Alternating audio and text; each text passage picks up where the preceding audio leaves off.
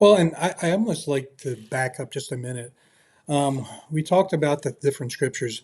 Let me just tell you what they are first of all, because I think that's important. Because why the reason for those additional scriptures?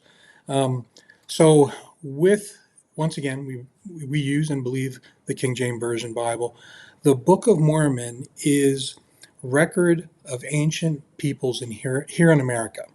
So early on, there was those who experienced those interactions, right? For sure, Joseph Smith, but the angel Moroni um, and other early prophets that had revealed themselves early on to some of the members of the church.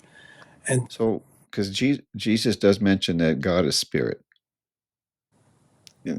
So, and you say you guys believe he's flesh and bone. Do you believe yes, he was a?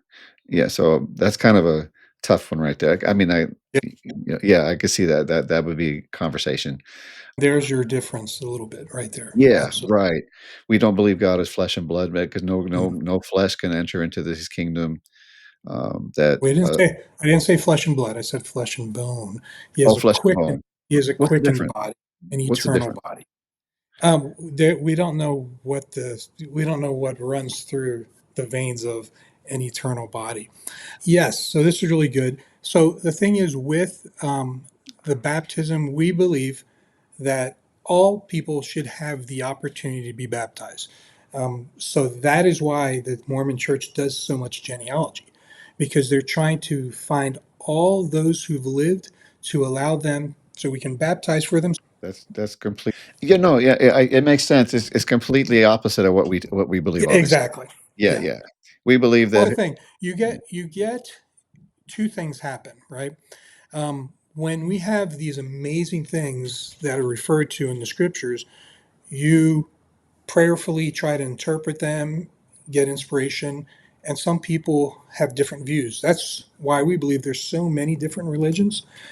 Or you get what we claim, others don't believe, but we claim that through prophecy, through direct revelation, we are given the fullness of the gospel, which tells us and allows us to say, well, we know what happens after this point. Okay. In the end, we'll find out, right? Right, right. People just, I mean, it doesn't take, you don't have to have a Book of Mormon to see things differently. You can just look at the Bible and you see the differences in the splits in the Yeah. denominations, severe in some cases. Yeah. So yeah, it's interesting. I'm learning a lot about Mormonism today. I didn't know about the dead, about um, being the Bible. The doctrine is strictly Bible. No Book of Mormon. Yeah. But if you're going based on the Bible, that doesn't teach that doctrine. So um, yeah, and we hold only the books of the Bible to be inspired. Right. So we don't hear that doctrine. Yeah. Yeah, I we love just it. yeah, we can have these little let's talk about it.